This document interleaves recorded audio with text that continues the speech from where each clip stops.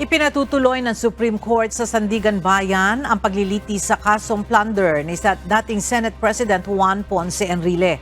Kasabay ito ng pag-dismiss ng Korte Suprema sa petisyon ni Enrile na pagbawala ng anti-graft court na litisin ang kaso kaugnay ng pagtutol niya sa ebidensyang ipipresenta ng prosekusyon. Nais kasi ni Enrile na limitahan lamang ang ilalatag na ebidensya batay sa ibinigay na Bill of Particulars o detalye ng kanyang kaso na ibinigay ng mga prosecutor ng Ombudsman.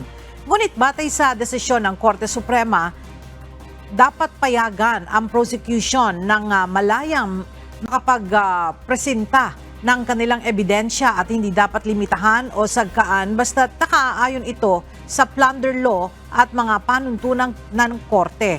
Taong 2014, sinampahan ng Ombudsman ng kasong plunder si Enrile kasama ng kanyang Chief of Staff noon na si Attorney Gigi Reyes, negosyanteng si Janet Lim Napoles at dalawang iba pa dahil sa alegasyon ng paglustay sa kanyang Priority Development Assistance Fund o PDAF bunsod ng nabunyag na pork barrel scam.